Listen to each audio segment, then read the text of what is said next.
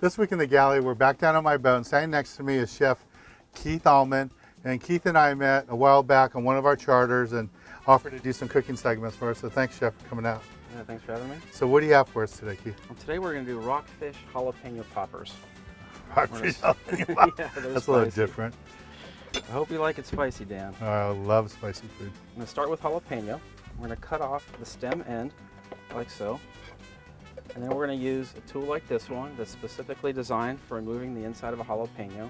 Or you can use the back side of a spoon. That also works good too. So let's remove this part.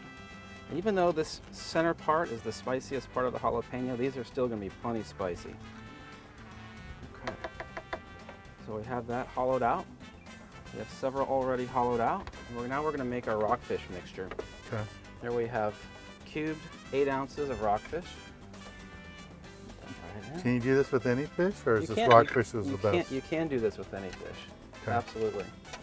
So you could have different jalapenos. You can have a tuna jalapeno, salmon jalapeno. Yeah. Be like a rainbow row of jalapeno roll.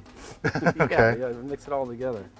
You could also add different ingredients besides these green onions. You could add sriracha. Today we're just using green onions, a 1/4 teaspoon of black pepper, and a 1/2 teaspoon of salt. If you like it extra spicy, you could add, you could add a tablespoon of sriracha. If you like onions, you could throw onions in there, or whatever your heart desires, you can put in here. This is going to go really well inside a jalapeno popper. So let's give this a whirl.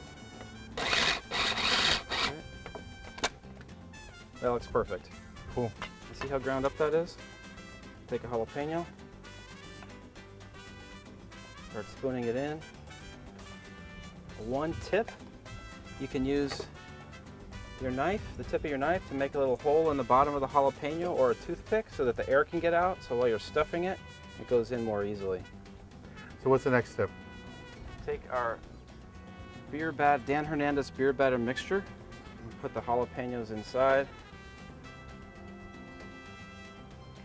Okay, when you drop these in the oil, about 325 degrees to 350. Get it close to the oil and drop it away from you so the splash doesn't go on your fingers. These are going to need at least 3 minutes. They're pretty thick. These look great. Yeah, those are just right. Take them off a little. Put them on paper towel. Just let them drip absorb some of the oil. I like to cut these 2 different ways. I like to cut a couple on an angle, like this. Cooked all the way through, perfect.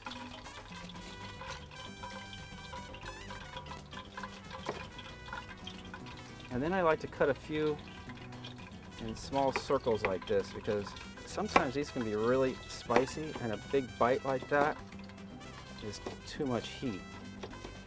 And once this dish is plated, we're going to finish it with a little spicy mayo, some green onions, black sesame seeds. That looks great. Really simple dish.